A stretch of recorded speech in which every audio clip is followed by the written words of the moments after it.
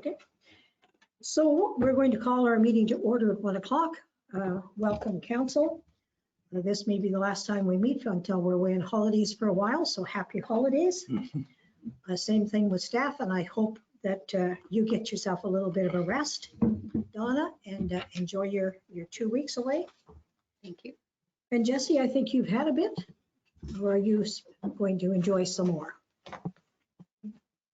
We'll see. Okay, we'll see. All right, proceedings of this meeting will be recorded and made available on the internet. Could we have the clerk to call the roll, please? Mayor Clarkson, are you present?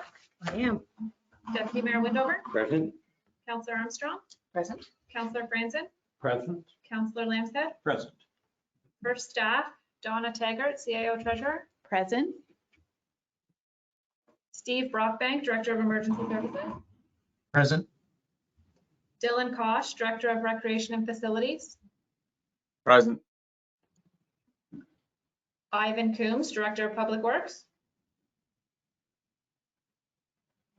Is not here. Allison Martin, Planning Administrator. Present. Bianca Dragicevic, Temporary Records Coordinator. Present. Chelsea Carpenter, Waste Public Works Coordinator. Present. And Jesse Clark, Director of Corporate Services Clerk, is present. Okay, thank you very much. Now we're going to have a moment of reflection for a few different reasons. The first one, at this time, we want to offer our sincere condolences to staff members Adele Arbor and Megan Robinson on their recent losses. We extend our deepest sympathies and support during this time. Additionally, with the recent discoveries of hundreds of Indigenous children found in unmarked graves across Canada, Trent Lakes Council and staff would like to take this moment of reflection to mourn and grieve this loss and honor the lives of the children that have been found to date. We should take this time to acknowledge these atrocities committed and the trauma being faced, and to reflect on how we can support Indigenous communities and continue to work towards reconciliation. We can just have a moment's silence, please.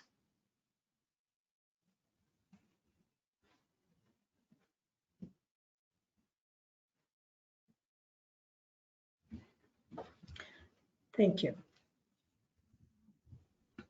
June was Seniors Month in Ontario, a time to recognize the contributions seniors have made to the communities across the province. The Municipality of Trent Lakes is pleased to present the Senior of Award to Eunice Blakely.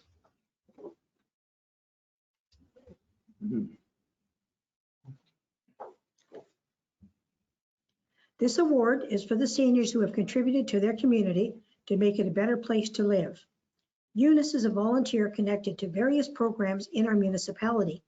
She prepares dinners for the Anglican Church and assists with the plant sale, helps at the Buckhorn Community Center and the Breakfast Club at the public school, and participated in Light Up the Village and Trailtown. The municipality would like to thank Eunice for all her hard work and dedication by presenting her with the Senior of the Year Award. Thank you very much, Eunice, and you are certainly a beacon to our community. When I talked to Eunice about this award, she said, "Oh, I don't deserve award. I don't deserve award." I said, "Of course you do, Eunice." So then she called me back and said, "Well, you know, I've done this and this too." So it was kind of cute. So at this point, we're going to do disclosure of pecuniary interest. I'm going to remind council members of their obligation to declare this, and if not now, at any time during the meeting, if it becomes a problem. Now I can a motion to approve the agenda, please. Deputy Mayor Windover, Councillor Armstrong, all in favor. The motion is carried. We need adoption for the minutes of the regular for June the 15th, statutory public meeting for June the 15th, and special council meeting for June the 29th. If I could have a motion for all three, please. Councillor Franzen, Councillor Lambshead, all in favor. Thank you very much. Minutes and reports from committees and boards. Economic Development Advisory Committee, June the 14th. Library Board, April the 9th. Parks, Recreation, and Culture Advisory Committee, June the 10th. We need a motion for these minutes, please. Deputy Mayor Windover, Councillor Armstrong, all in favor. Motion is carried. Liaison reports for council boards and committees. Do we have any from council, from EDAC, PRCAC, or PSB, or the library board? Does anybody care to comment at this time? Hearing none. Statutory public meeting pursuant to the Planning Act. We need a motion to suspend the regular meeting, please. Councillor Franson, Deputy Mayor Windover, all in favor. That motion is carried. Do we have Allison on? Yes, thank you. Through you, Madam Mayor. This is Okay. a public meeting under Section 34 of the Planning Act to consider an amendment to the municipality zoning bylaw B 2014-070. A notice of today's public meeting for today's applications containing the prescribed information was circulated to all landowners within a 120-meter radius of the subject lands at least 20 days prior to this meeting. The notice was also mailed to all prescribed agencies, public bodies, and persons in accordance with the regulations. Anyone wanting to be notified of any decision from today's public meeting must send in a written request to myself or the clerk, and the notice of passing will be mailed to them, setting out the method and manner in which appeals may be made to the Ontario Land Tribunal. Please note that if a person does not send a written comment prior to the passing of the bylaw or make an oral submission at a public meeting, that person may not be entitled to appeal the decision. This is a public meeting for file number 21-10 to consider a zoning bylaw amendment submitted by Tom DeBoer of TD Consulting on behalf of property owners Denny and Shannon DeRucci for the property located at 30 Cedar Court. The property at 30 Cedar Court has a shoreline frontage of 60 meters and a lot area of 0.18 hectares. The property is currently zoned shoreline residential and is occupied by a single-story dwelling with an attached deck and a detached garage. The applicant wishes to construct an addition with a partial second story onto the existing dwelling, which would result in the dwelling having a ground floor area of 248 square meters and a gross floor area of 382 square meters. In order to construct the proposed addition, the applicant would require the following relief from the zoning bylaw. First, a reduction to the minimum front yard setback from 12 meters to 2.9 meters to permit the construction of an attached garage with habitable space above. And second, to increase the ground floor area by more than 25% to permit the construction of a 93.9 square meter addition to the existing dwelling, resulting in a total ground floor area of 248 square meters. There is a planning report on the agenda from the municipality's planning consultant, Chris Jones. His report states that the application is generally consistent with the provincial policy statement and the growth plan. The municipality has also received 10 letters from neighboring property owners who are in opposition of the application. The municipality has received a comment from Peterborough Public Health, who state that a sewage system permit review is required before the office can comment further on the proposed zoning bylaw amendment. Comments were also received from Curve Lake First Nation, who are requesting that an archaeological assessment be completed, as well as to have a Curve Lake First Nation liaison on site for the archaeological assessment. Comments were also received from the Kawartha Pine District School Board and the county's road department, who have no comments or concerns in regards to the application. Matthew Helfand, the solicitor for the neighbors, is available on the line to voice the concerns of the residents regarding the application. And further, Tom DeBoer, the agent for the application, is available on the line should the council or public have any questions. Thank you. Okay, do we have any questions from council? Councillor Lampson. I just have one question in regards to lot coverage. I'm not sure if we have that in there somewhere. If it has, I've missed it. I think we have a maximum of 20% lot coverage you can have for structures. I don't know if that's for the staff or would that be for? Do you want to comment on that, Allison, please? Terry, unfortunately, I don't have that information on hand with me right now, but it is something that I can determine and get back to council with. Thank you. Do we have any members of the public online that want to comment on this? Yes. Through you, yes, we do have Mr. Matthew Helfand on the line. If he wants to unmute and make his presentation. Sure. Hi there. Good afternoon, Your Worship and members of council. My name is Matthew Helfand, and I'm a municipal and land use planning lawyer with the law firm of Aaron Burles LLP in Toronto. And I have been retained by the owners of 44 Cedar Court. Earlier, Ms. Martin identified me as representing the neighbors, all the neighbors, and I don't represent all the neighbors, but I have reviewed all of their concerns through their letters. And I will say that I generally agree with them, and I would submit to the council members to review them. I think there's some valid objections that are raised. What I would like to present in my delegation, respectfully on behalf of my clients, is that council ought to refuse this application for a zoning bylaw amendment. And the thrust of my submissions is twofold.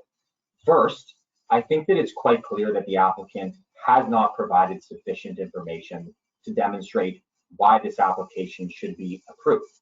This application is deficient, and I will explain why. And second, despite the deficiencies and the lack of information to approve, it is my submission that there is in fact enough information to refuse this application. Because at its core, the requested zoning bylaw amendment is not consistent with the provincial policy statement. And to that, I respectfully disagree with the planning consultant for the municipality. It also doesn't conform with the municipal official plan, and it's not good planning. In respect of the matter of deficiencies, I note that the memo from the municipality's planning consultant does recommend a deferral of this application pending new information. And I hear from Ms. Martin that new staff comments have come in, particularly in respect of comments from the roads department. But I should note that this application in my submission is incomplete.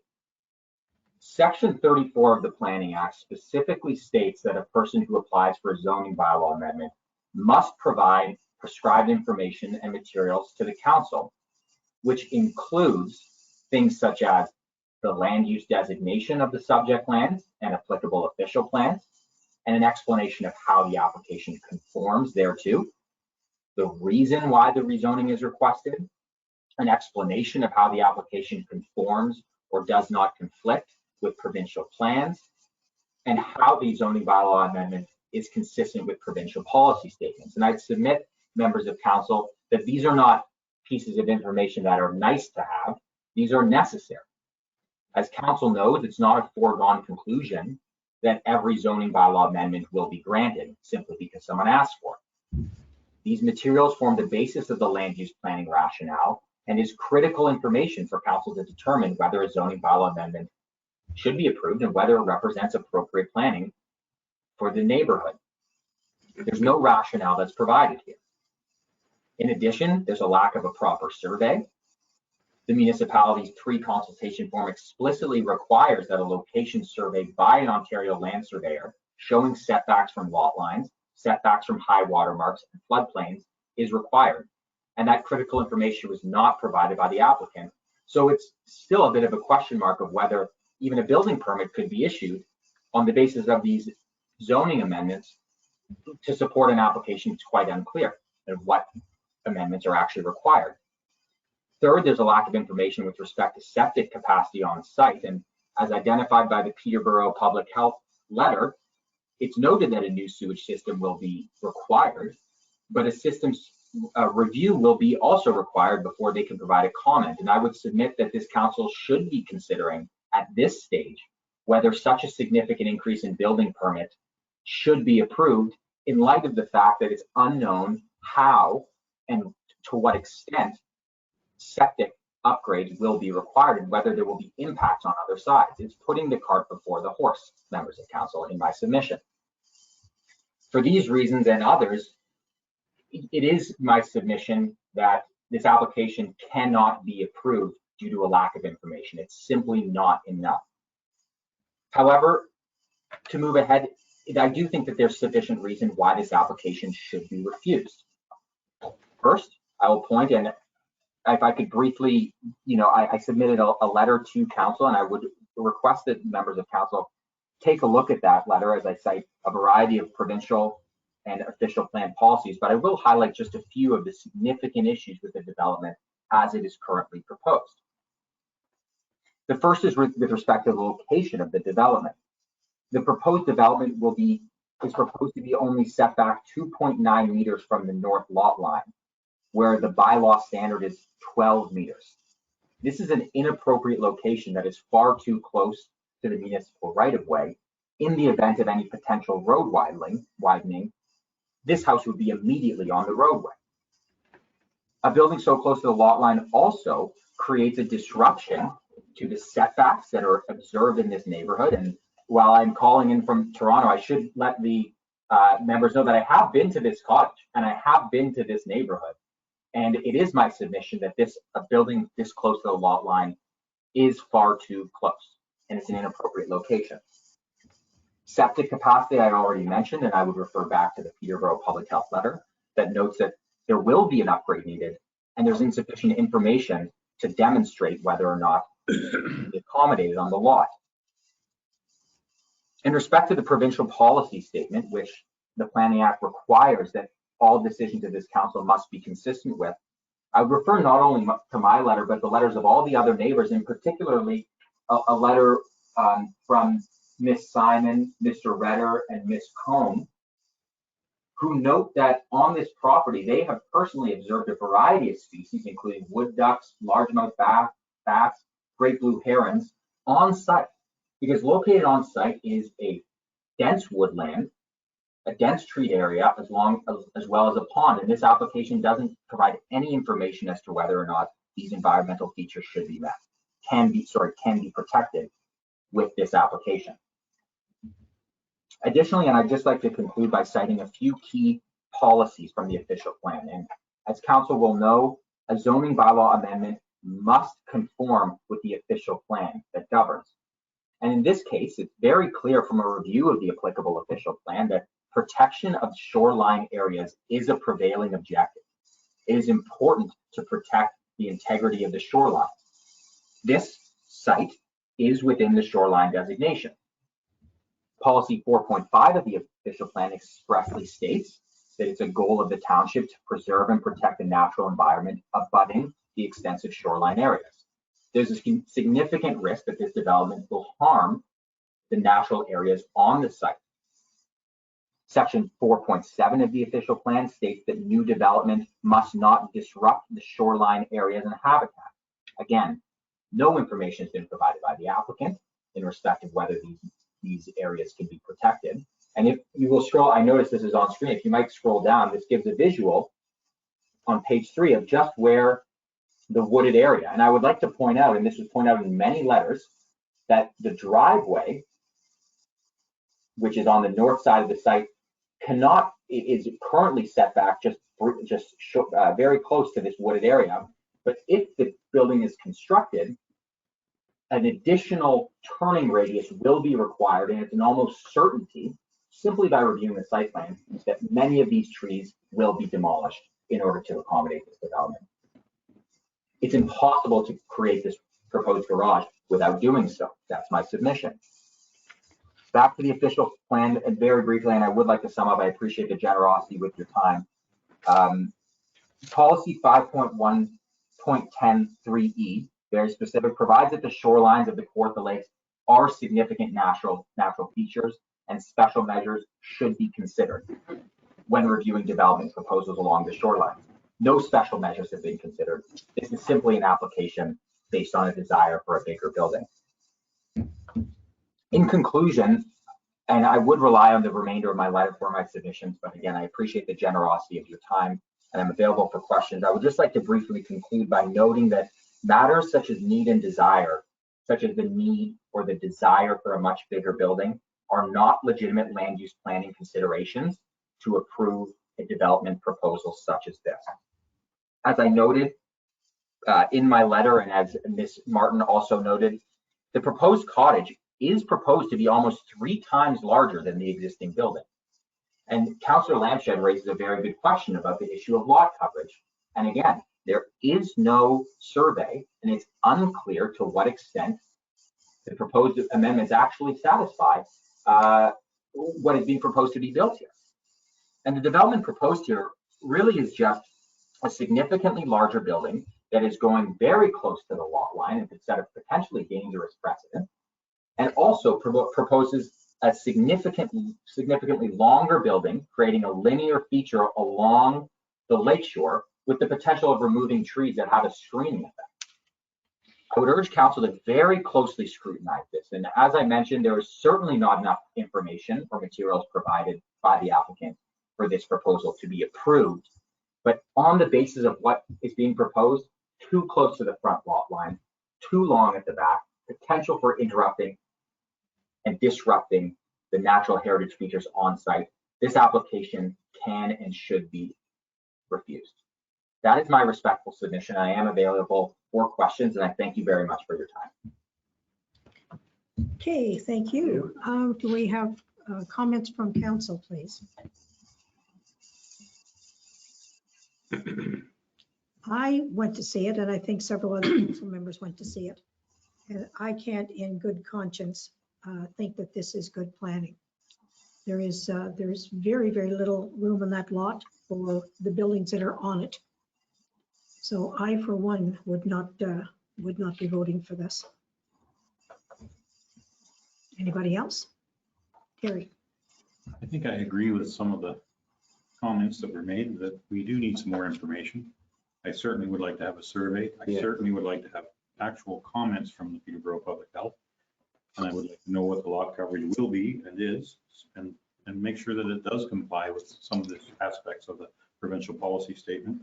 And also, we have to be careful of our shoreline, so an environmental impact study would not be out of the question. Anybody else? Peter? Kerry said it pretty good, I think, yeah. Okay.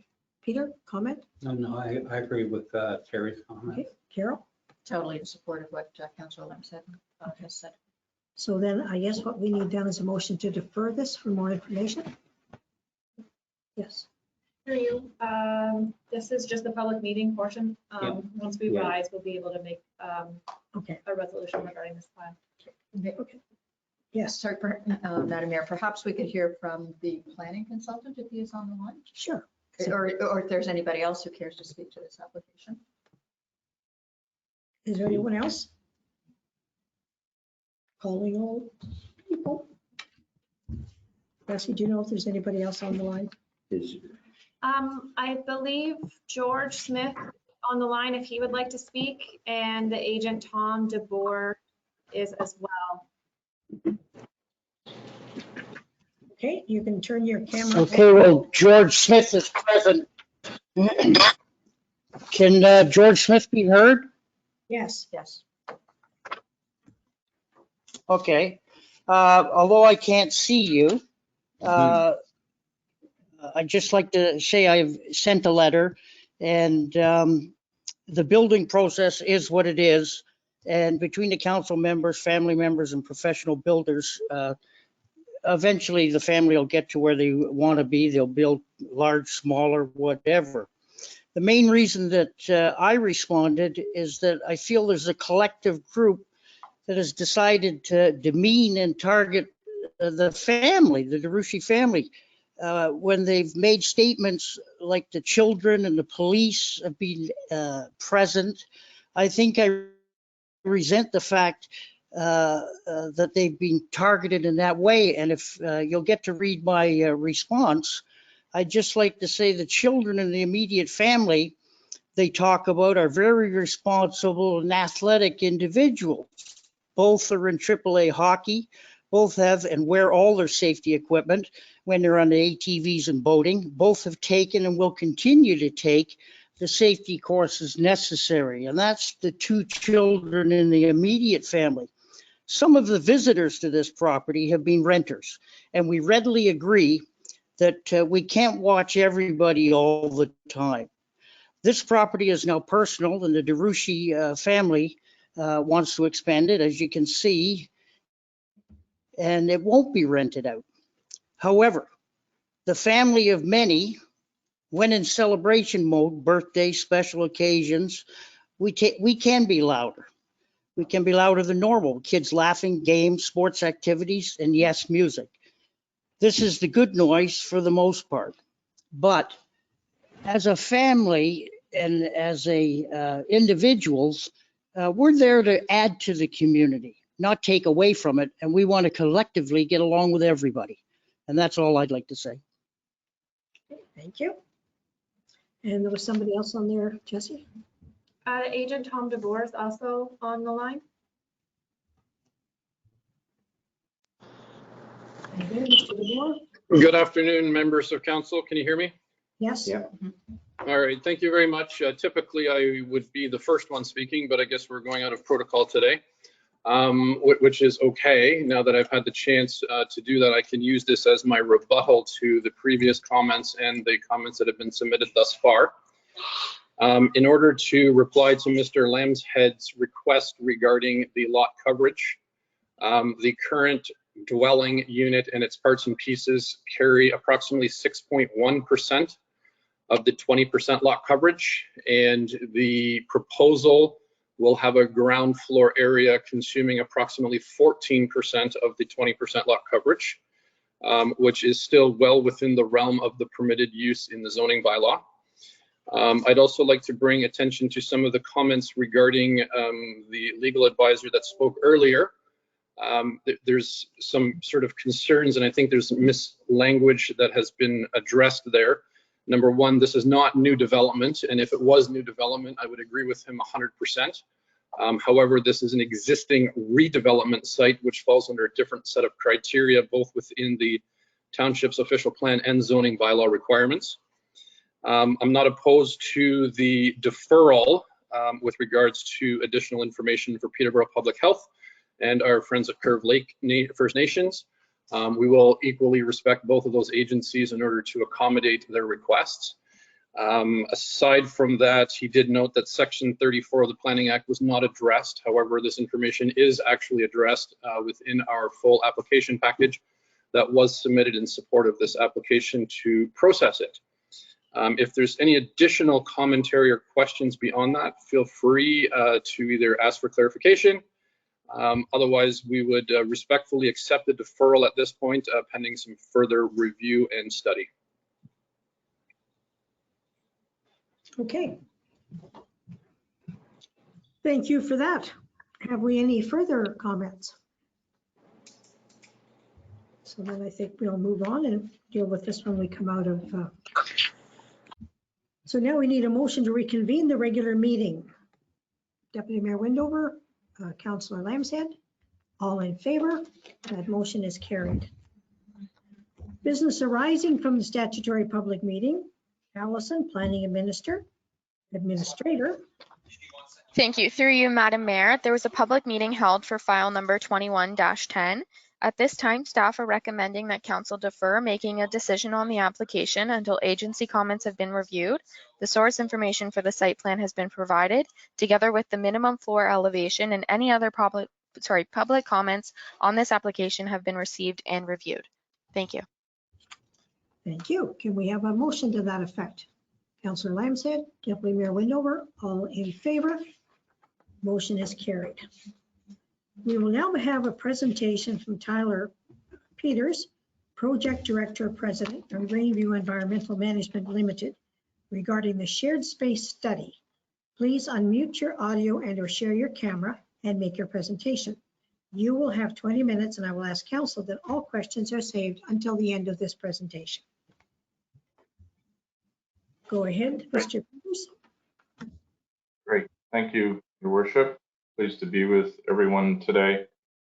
We've been asked to present a short report with respect to Council's request for a shared use study relevant to the new dedicated mechanics facility project to be located at the existing depot on County Road 49. Our report summarizes the review as requested by council and the direction of council with respect to assessing and evaluating shared space, shared use of the proposed new building for both public works and associated fleet maintenance operations, and secondly, recreation and facilities. in terms of its current sizes and needs, and including a 50% growth factor for recreation facilities. Our report is short and concise, and I would focus on section 2 of our report initially. Just there are 6 key points that we wanted to illustrate. First being the vast majority of space for the new building was always planned for fleet maintenance by council and public works and related public works storage operations. Our original building area that we were working with was in the range of 6,500 square feet. And that was deemed to be sufficient prior to creation of shared use. Public Works ground floor storage area requirements. So this is primarily key storage space that Public Works needed, was in the range of 1,000 square feet, and that's been considered with respect to additional needs and existing storage both at the Buckhorn Depot as well as at the existing 49 Depot. So that's been consolidated and considered. That had not been confirmed originally in the 16,500 square foot layout that's carried forward since earlier in the year. We've attached a layout that includes drawing 01 in your package. That layout accounts for kind of the findings of the study with respect to different spaces and different areas. And totals approximately 17,500 square feet. And that includes the 350 square feet of dedicated recreation facility office space and 600 square feet of ground floor storage space that would be shared, overall shared with Public Works. So that area is indicated as area 13 in 01 sketch layout. I'm sorry, Your Worship, I'm giving some feedback. Are you hearing that? A little bit, but not bad. I think we can. Okay. Can everybody hear? I think we're all right. Sorry. Just to carry on. With respect to recreation facilities, vehicles, and related storage, no indoor storage for vehicles has been specifically allocated in the study. It was discussed with staff as we worked through this particular task, and basically back and expectation haven't specifically included interior storage for recreation facilities, vehicles, or we have accounted for an exterior storage area of space to a certain extent, which is shown as well on the end of the building as future expansion / outdoor storage space. Point 5, the accommodation of recreation facility department with Public Works results in only a minor increase in building area, so approximately 1,000 square feet, primarily accommodating office space, both existing and future, as well as for storage space. So those are the 2 key elements that primarily come into play in the study. From the economic side, looking at a square foot unit rate of building costs, typical of current projects from our experience, just standard, looking at the 1,000 square feet at $350 a square foot. We're looking at a cost of approximately $350,000 for the shared use, compared against the base project cost of our preliminary budget range, which again is relative to the overall building size. If we were to look at a separate building for recreation and facilities, so independent of public works, be it on this site or an alternative site, we would likely be looking at an overall building cost and site development, which would then incorporate dedicated lunch and wash to be in the range of 750,000 to likely closer to 1 million, depending on the impact associated with COVID.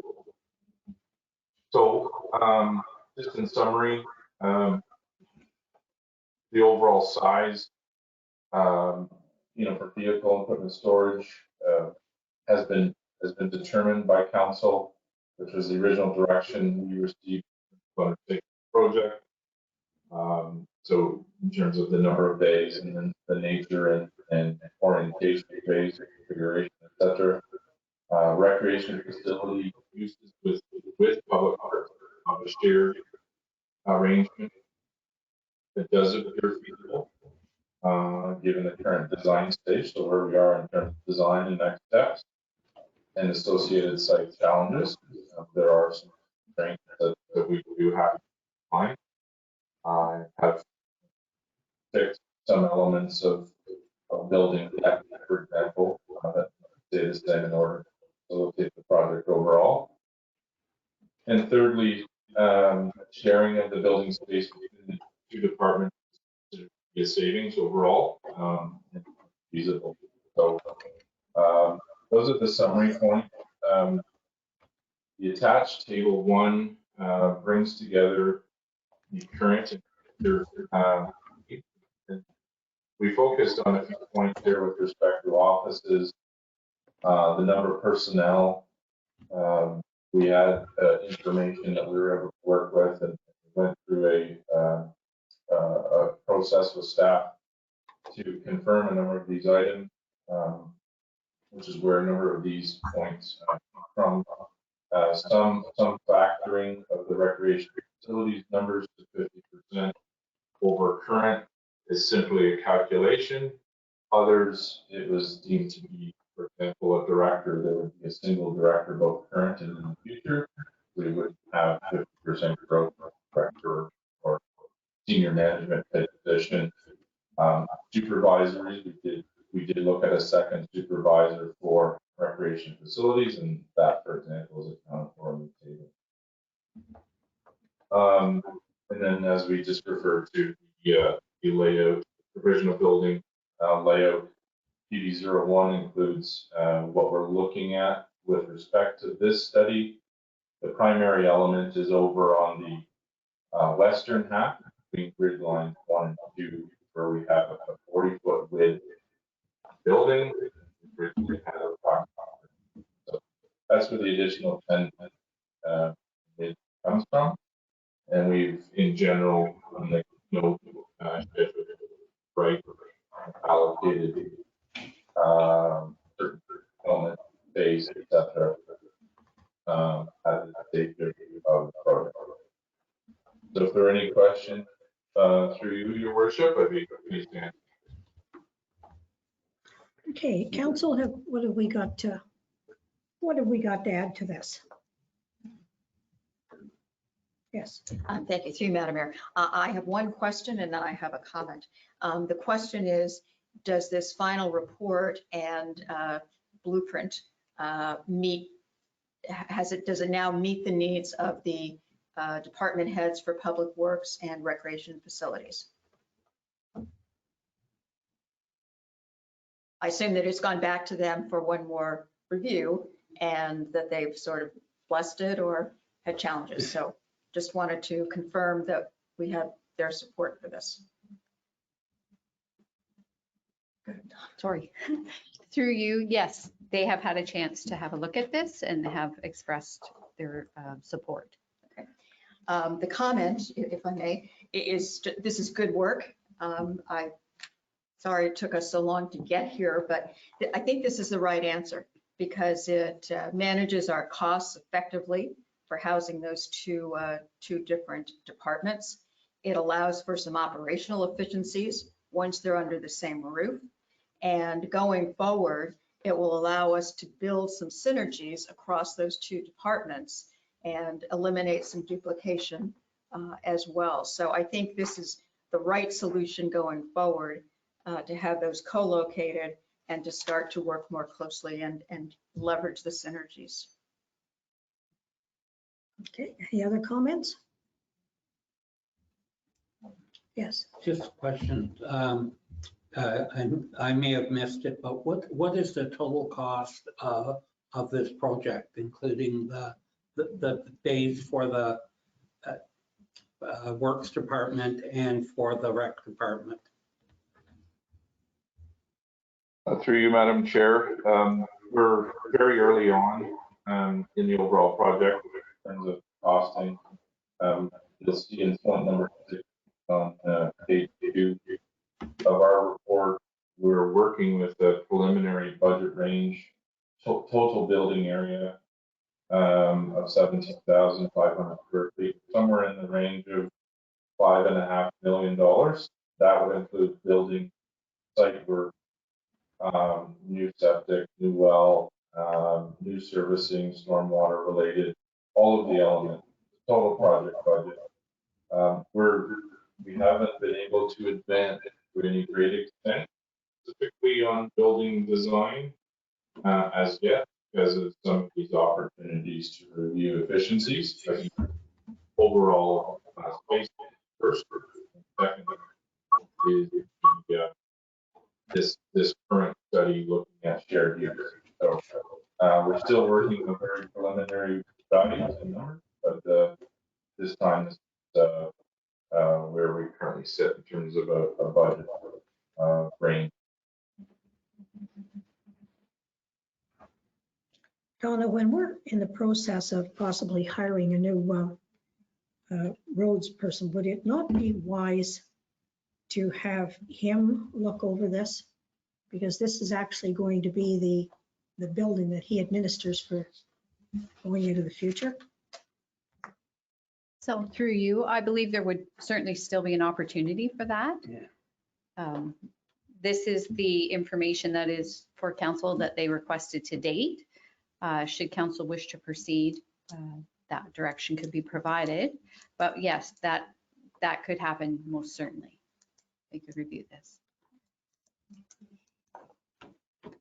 If the lunchroom were positioned differently than where it is, or that facility, would it not make the movement of both of the facilities using it easier than the one's going to have to go all the way through the other one now to get to the, I think, could that not be located in the middle of the building, or is that just?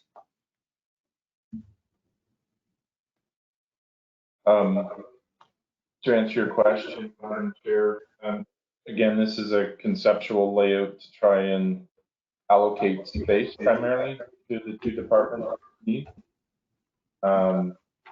We've tried to advance it to a certain extent, provide some sense of real use or real function in the building. Some of the door location, access, such still have to be worked through with staff. For example, in the storage area, combined storage 13, we're not showing doors as yet because at this point in time, we still have some of those elements to work through as we move into detailed design. So we will be going through that process in specific detail with staff, and we'll be able to present an update to council based on the director. Okay. If we don't have any more questions, yes. A comment, if I may. This is a very preliminary drawing, just to give us the idea that what we thought of might actually work. So thank you for the conception. So then we just need a motion to receive this delegation at this point? Yes. Through you, staff are looking for direction on whether to proceed with the scope being both recreation and facilities and public works, or strictly public works. In anticipation of this, we have drafted a potential motion, which will be on your screen. Yeah. Janet, Yes. I just want to comment, I've never been in favor of this right from the start, and I'm still not, so I got to state myself neutral from it. Not in favor of the one at all. Councillor Franzen? Never have been. Just a comment, I can't support $5.5 million.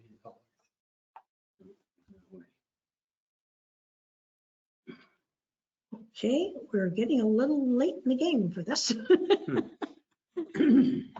Anyone else want to jump into this? I think this is a good solution to the problems that we have. We need to decide what we're doing. And I think we have decided over the last 7 or 8 or 10 years that we need to have somewhere for our mechanics to service all our equipment. And this can actually save a lot of money if we can service every bit of equipment that Trent Lakes has.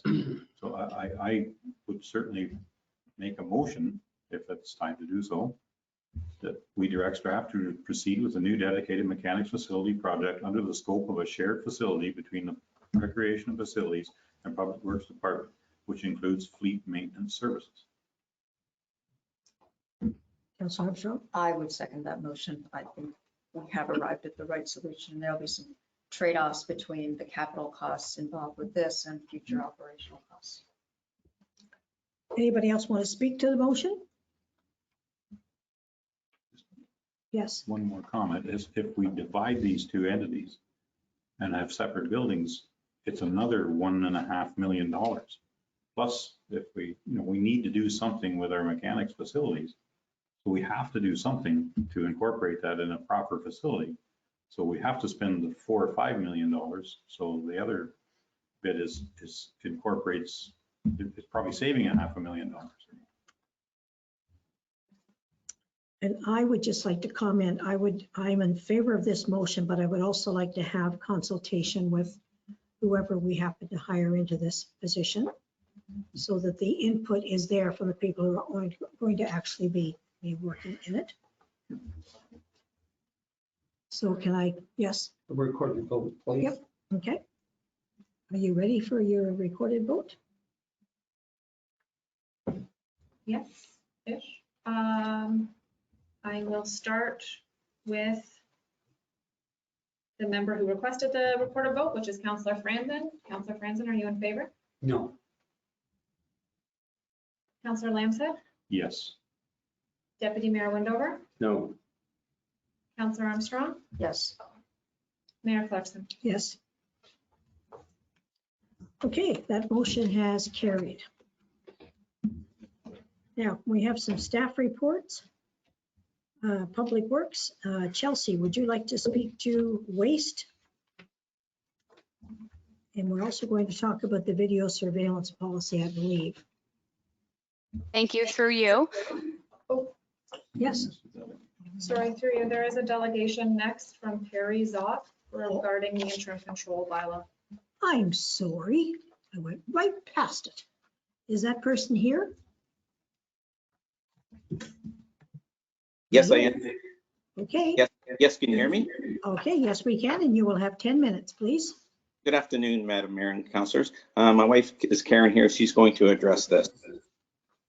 Hey, good afternoon, Mayor and councillors. We want to thank you for the opportunity to speak to you today. We wanted to address the report to council submitted by Adele Arbor regarding Oak Orchard. Now, I realize it's not until further down the agenda, so I'm not sure why we were plopped in here, but at any rate, we'll carry on. We greatly appreciate that council and that Adele have moved quite quickly on the interim control bylaw. When the 2001-2002 archaeological assessments were completed, our lot, which is lot 21, was deemed to have no archaeological issues. When the current interim control bylaw was put in place, we were proactive in having a stage 1 and stage 2 archaeological assessment done of our lot by an independent archaeologist, Earthworks Archaeologist Services, Inc. And we also had Jordan MacArthur, the Curved Lake archaeologist. Their archaeological survey did not yield any evidence of archaeological material. A draft report dated June 2nd, 2021 was submitted to Allison Martin, and the final report was sent to her on June 29th, 2021.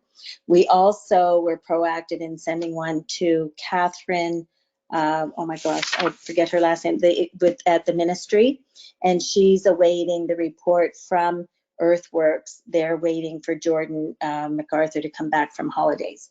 So we sold our home in Ennismore, and we are awaiting our building permit. We had hoped to start our build this month. We very much appreciate the recommendation that building permits could be issued September 8th.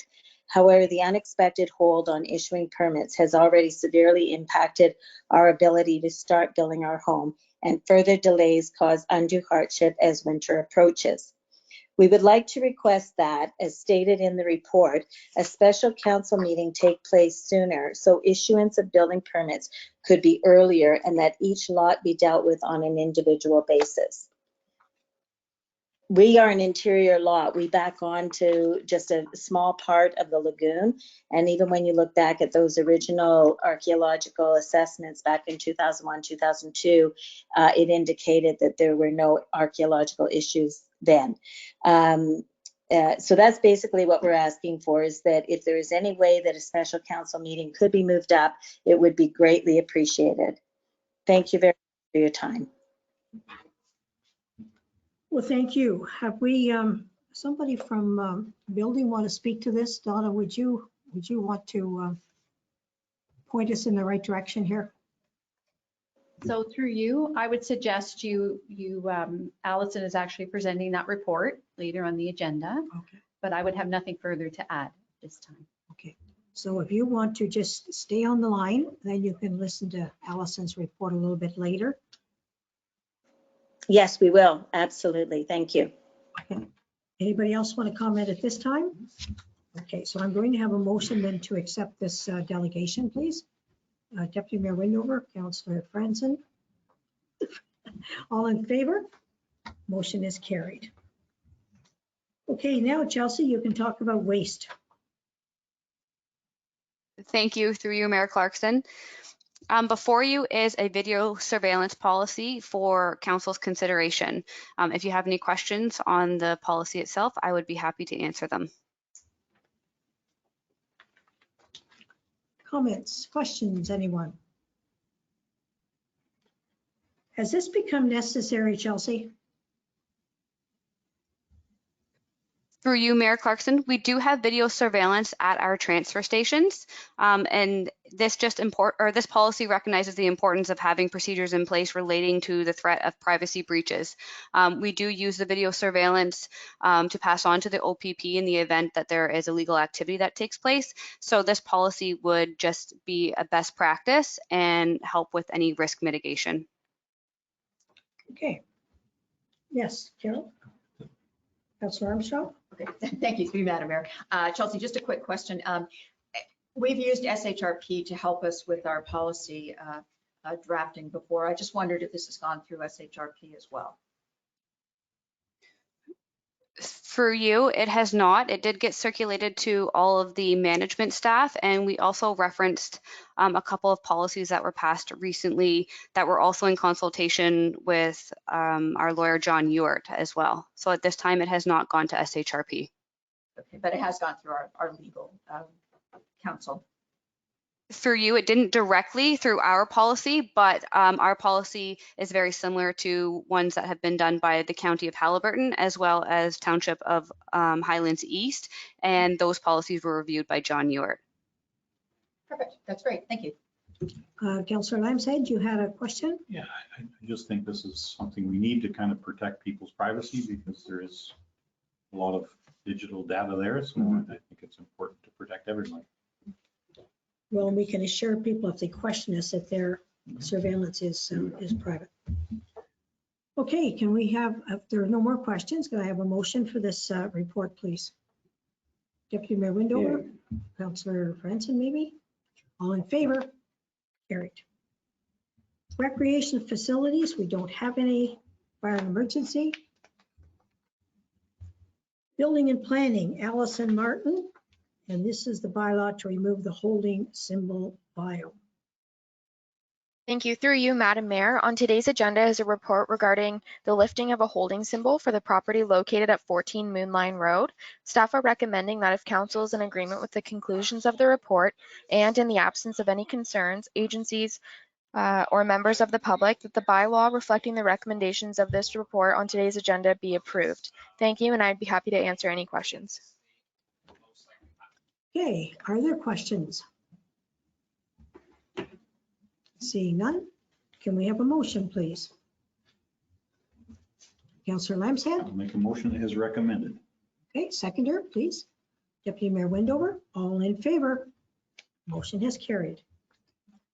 Okay, Allison Martin, vacant lot in Edwina. Thank you. Through you, Madam Mayor, on today's agenda is a report regarding the lifting of a 1-foot reserve on Edwina Drive. Staff are recommending that council receive this report from the planning administrator and further that the bylaw to lift the 1-foot reserve that is on today's council agenda be approved. Thank you, and I'd be happy to address any questions. Okay, questions, please.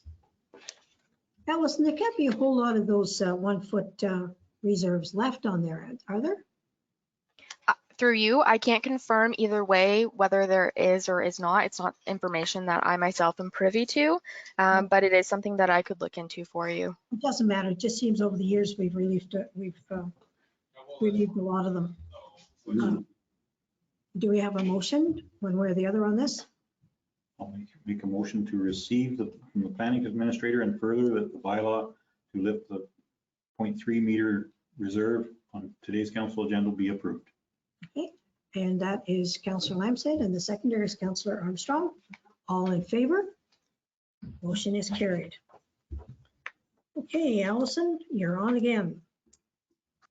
Thank you. Through you, Madam Mayor, I will be speaking to this report in the absence of the temporary manager of building and planning, Adele Arbour.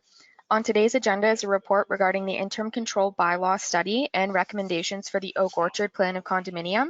Staff are recommending that council receive this report from the temporary manager of building and planning for information purposes, and further that council direct staff to hold a public meeting regarding a proposed zoning bylaw amendment as outlined in this report, specifically applicable to the lands known as Oak Orchard plan of condominium on August 10th, 2021, and further that council direct staff to amend bylaw B 2009-029, being the site plan control bylaw, to apply site plan control to low density residential housing, such as in single detached dwellings, duplex or semi-detached dwellings, which are subject of a planning approval.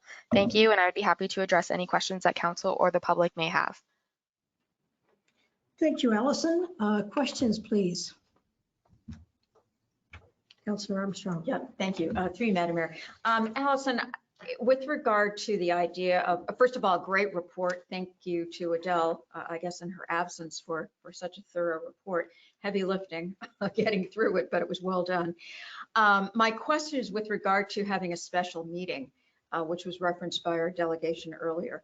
I'm just not clear if that's logistically, how that would logistically be possible, given that we want to have a portion of that meeting be public.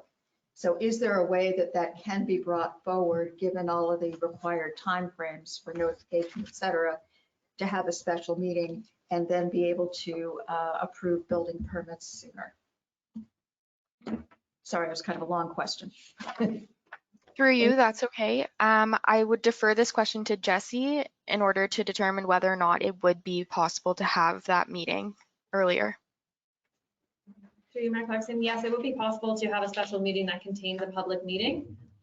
There is correct me if I'm wrong, Allison, a 20-day notice period for a public meeting. So I believe the earliest it could possibly be would have to factor in that 20-day notification period. Have we got any more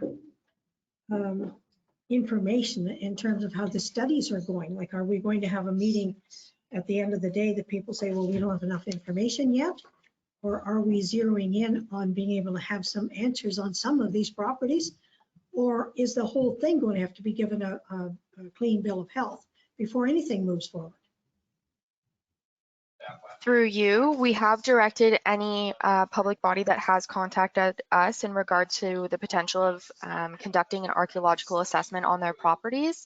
And we've directed them to proceed with it if they are in the position to do so, as it may be subject to the zoning bylaw amendment regulations that could be imposed.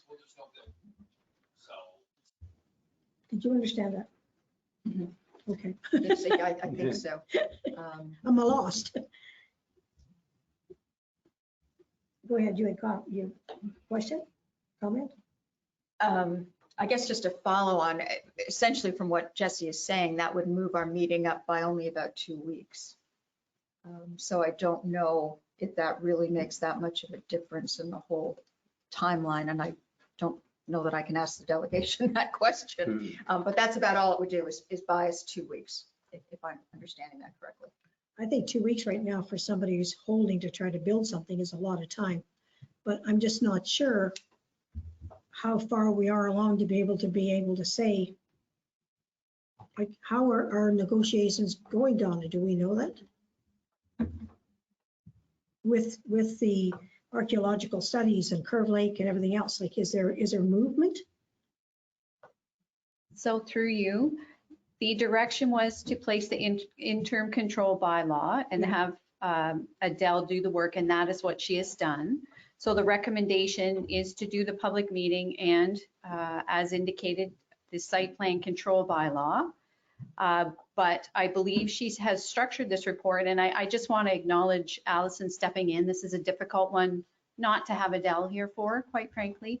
But she has structured this report thinking that the August 10th timeline for the public meeting was a good one. But yes, we are at the stage that the next step would be the public input, which would involve Curve Lake First Nations. So then the sooner we do that, the better. Yes. I just think planning staff still needs a little time to get this all organized. I don't think we could just call a meeting in 20 days and expect them to have all the ducks in a row. This is a very large file, I'm sure. No, but my understanding was Donna said that it could be done by the 10th. Or maybe I didn't hear that right. So through you, the 10th of August is the next meeting that is scheduled, the next council meeting. And I believe in discussions with Adele, she thought that was an appropriate time frame for this to allow time. And with the 20 days, as Councillor Lansad has indicated, it isn't a lot of time to do it sooner. But once again, it's, we're trying to, without Adele here, we're doing our best for that. But I know that August 10th date was, she felt was appropriate for the next meeting. Okay. So can we have a motion to that effect? Councillor Armstrong. Yeah, thank you. I would make the motion then as it is stated, which is to receive the report, to direct staff to hold a public meeting regarding the proposed zoning bylaw amendment, and keep that on the date of August 10th, 2021. And further, that we direct staff to amend bylaw 2009-29 to apply the site plan control to low density residential housing. And I assume at the same time we would be lifting the interim control bylaw. So I would make the motion as stated. Okay, do we have a seconder? Councillor Lamson, anybody care to speak to the motion? All in favor? Motion is carried. Thank you, Allison. Well done. Okay, Donna, finance, please. Insurance renewal. Right, so thank you through you. Before you is a report relating to the insurance renewal, which is from June 30th, 2021 to June 30th, 2022. As council will recall, the municipality had a large increase last year under this renewal of just over $201,000. And this renewal results in another increase of $34,456, and that's mostly due to liability and cyber increases. I can tell you that I have attended some training recently, and we're in what's considered to be a hard market at the moment, and that typically lasts for a couple of years, 2 or 3 years. There have only been 4 hard markets in the insurance industry since the 1970s. And the real reason for that is the climate change and property loss claims, class action lawsuit, the joint and several liability, and the cyber attacks. And just to let you know as well, this increase will result in an overage in the budget for a couple of departments, and that is an error in the calculation of the budget. And that was mine, quite frankly. It was just building in increases on what was paid last year as opposed to looking at June on, because we did have such a large increase. But that overage can be accommodated, we feel, in the current budgets. We did have some savings recently from our Public Works Department, from our union negotiations and our legal budget. So we do think that can be accommodated. I can tell you as well that we had anticipated going out to tender for this renewal. We learned under the new CETA rules that we have to allow about 45 days, 30 to 45 days for that tender.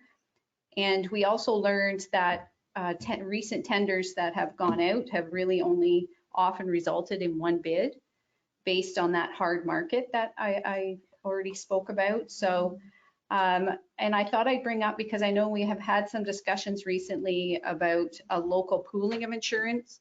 So that is something that is kind of a long-term initiative. There are only 2 regions that currently do that, being the region of Waterloo and Durham. There are some risks associated with that. There could be benefits, but it's quite a process. It would result in the hiring of an internal risk manager and setting up a dedicated board. And also, you would have to make sure the partnering municipalities had good controls in place, because you could potentially be paying for their claims. So there would have to be some work done there. It was kind of a daunting thing. I did attend some training on that, but so really, we did have some discussions with the County of Peterborough. They are considering going out for a request for proposal for insurance next year. We can certainly try to join in on that should that happen, but they're not sure they're going out. They're going to see what their renewal comes in at, because they recognize it's the hard market and they don't think they could recoup potentially savings, but they are going to keep that open and let us know. And yeah, just we would continue looking at mitigating risks, trying to, I've listed some of those there for you. And Aon will be coming to the next council meeting to provide a delegation to council if you have any further questions. Now, do we have questions? And if not, can we have a motion? Or can we have a motion with a question? Come on, you guys. Councillor Lamb's I hand. will make a motion that we receive the report from the CAO treasurer, and further that council direct staff to continue to investigate ways to reduce insurance costs through enhanced risk management strategies, local and joint tender. I'll second. Second that. Okay, Deputy Mayor Windower, all in favor? Anybody, did you want to speak to the motion? No, we can vote and then I have a question. Okay, I think you Or have the question first. It's kind of unrelated, but it did occur to me reading this. It's about cyber attacks. Yes. Having watched way too many programs on this recently and being scared to death. Should something happen to our IT system, are we liable or is the county? Like, let's say someone took hold of our internal data and systems and wanted several $1 million to release it.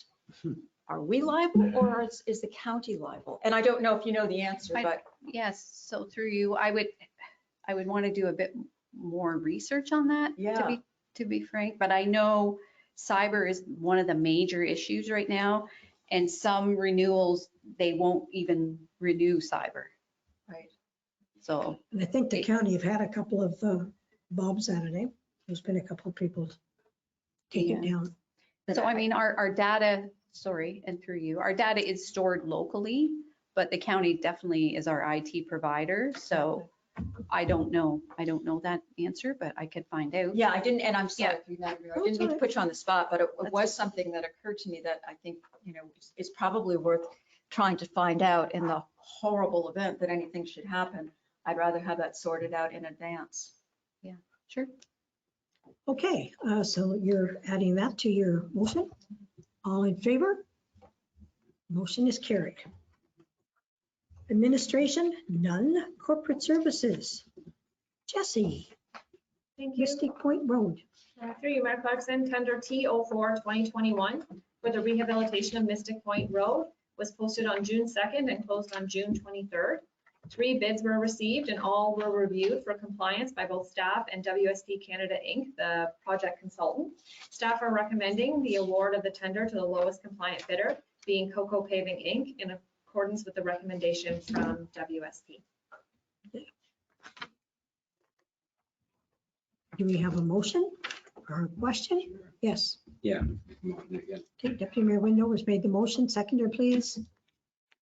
Councillor Armstrong, all in favor? Thank you. Correspondence for information. We've got quite a few here. Anybody want to pull any one of these out? Seeing none. Could we have a motion to accept all of those? Councillor Armstrong? Councillor Lambshead, all in favor? Motion is carried. Support resolution regarding road management on invasive pragmites. What is a pragmite? I think we're on the wrong section of your agenda. Are we? That was included in the correspondence for information. Oh, okay. But what is a pragmite? Yes. I do believe it's the large grasses that grow in certain areas on the sides of. Oh, it's that one that's invaded. It's got a wispy thing on the end of it.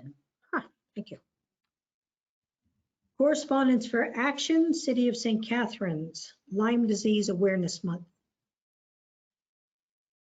Do we have a motion?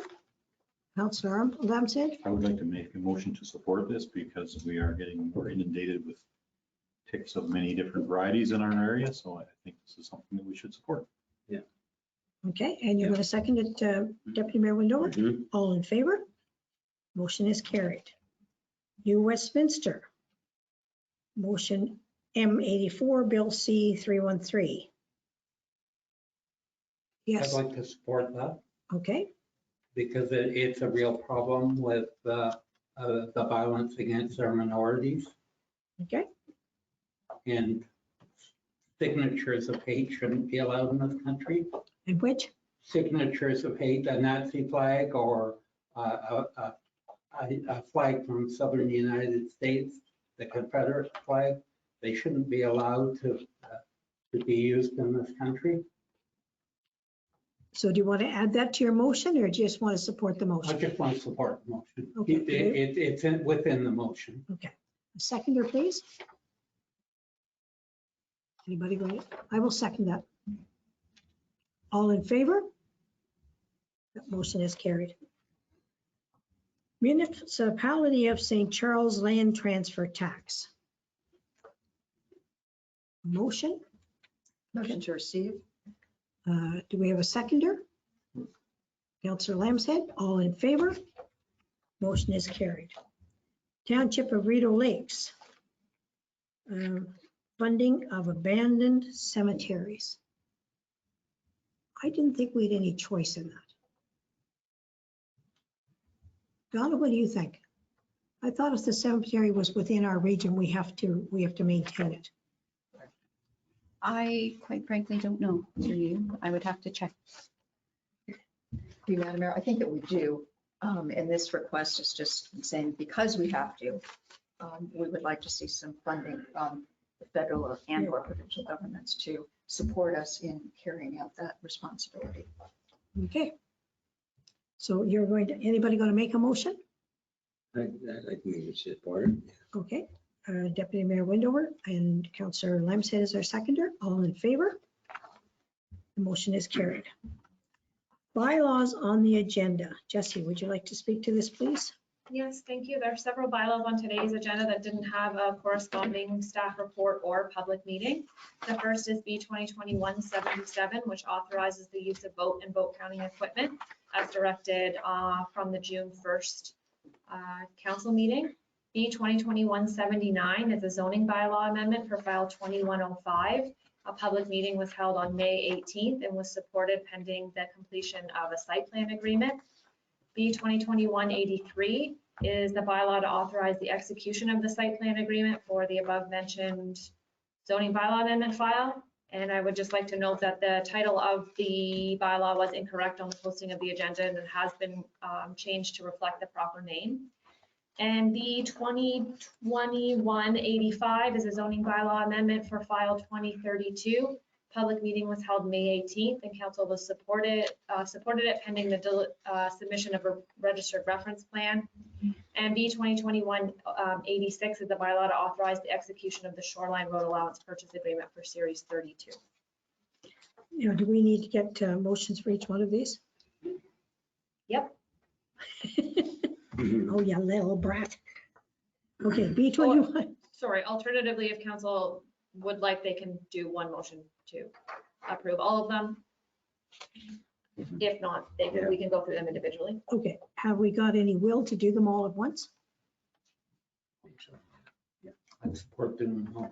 Okay, Councillor Franzen. I would second that. Okay, Councillor Armstrong is a seconder. All in favor? Thank you, Jesse. Notice of motion. I'm bringing one to the next meeting. And I don't have it with me. So what do we do in that case? Does it get posted for the next meeting? Okay. Anybody else got a notice of motion going forward? I just have a question. Maybe it requires a notice of motion. I'd like the short-term rental committee to meet in August so that they could have a report, a recommendation for our September meeting, our first meeting in September, to deal with the term rental issue. Does that have to be a notice of motion, Jesse? I believe it would probably have been staff's intention to meet to discuss the report going back. It was deferred, so I believe that what will be coming back was the last report and the recommendations that were, I believe, from January. Okay, so that would be on our agenda, the first meeting in September? I anticipate that, yes. Okay. So then do you want to follow up and make sure that that happens? Yeah. Is that what you want to do? Liaison reports for external boards and committees. Do we have any? Yes. Sorry, I should have mentioned this earlier. I just wanted to let everybody know that the libraries are now open for browsing purposes with limited attendance. Curbside pickup is still also available or continuing, but they are now open. And the librarians are thrilled to see people in person again. Well, people can use the sidewalks to get there. Yes, they can. Okay, maybe we should have a motion to receive that report. No motion necessary. Don't need it? Don't need it? Okay. All right. Other information items. I have one. What did I do with it? The Lions would like to hold a barbecue on July the 24th at the Oldenang Park. It will be open to everybody. And it's just sort of familiarizing people with what the Lions are. Prices will be very moderate. And we hope to see as many people there as possible. So I'm asking if council has any objection, because I talked to Dylan about it and he said I needed to get council approval.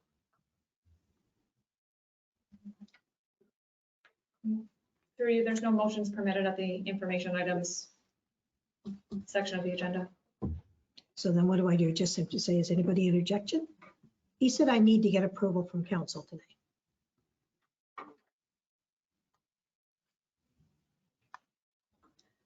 Yes, Donna. Through you. I wasn't aware of this, but I would be concerned about the rules for crowds still. There's still numbers associated. And I believe we're still in stage 2 at that stage, potentially. So I don't know how you would limit numbers at an open venue like that. Through you, Madam Mayor, I have another question around that. We've been awaiting a rewrite of the use policy for our parks and beaches for many months now. And so not having that in place makes it even more awkward to address this particular one-off request. I have no problem with it. I have no objections to it at all. But I just want to highlight that we are still awaiting that to be represented to council. And I don't have the date in front of me, but it's many months ago. Well, when I talked to Dylan about it, he said that that policy hasn't come forward yet. And he said because of that, there's really no restrictions on this. He said at that point, there may be some charges made for groups outside, but he said at this point, there isn't anything like that. So he just said I needed to ask council if they had any objections. Obviously, if there's still a problem with numbers, then all of these things, you plan for them. If you can do them, you do them. If you can't, you move them ahead. But there's going to be enough adults there to make sure that there certainly isn't any crowding. Can't be any worse than it was last weekend. Yes. I am certainly in favor of something like that, as long as we can control the crowds, or we go into stage 3. We don't want 100 people standing around waiting for a hot dog. Well, we'll control the crowds. We'd only be lucky enough to have a crowd. Anyway, if I can't get a motion, is there a general consensus that if we can manage this thing, that we can go ahead and do it? I think so. Okay. You're okay? You okay? I am. I think there still has to be some paperwork completed. But I could be wrong. And that was from last October, by the way. So I think that's something we ought to expedite. Well, as I say, he told me that there isn't anything done yet. He said eventually there might be a charge for something like this, but he said they're a long way from doing that. I think as long as it falls within the provincial guidelines. If it falls outside of that, the municipality might not look very good to the general public if, like in concept, I'm all in favor of it. Well, let's put it this way. I've done enough vaccination clinics. I know how to keep people 6 feet apart. As long as you don't get us in trouble. The person getting in trouble is probably me. Okay, I'm gathering as long as everything behaves itself and we have a plan that we can probably go ahead and make some, is that what I'm hearing? Nod, or not? Okay, we don't have any closed meetings. Jesse, no closed meeting? Business arising from closed, we don't have. Yes. Yeah, just before we get to the confirming bylaw, I just want to note that, again, the wrong one was uploaded onto the agenda. And this confirming bylaw will be to confirm both the special and regular meetings held today. Okay. Motion to approve, please. Councillor Franzen and Councillor Lamset, all in favor? Motion to adjourn. Councillor Armstrong, second or watch. Big one up there. Councillor Lamset, all in favor? Motion is carried.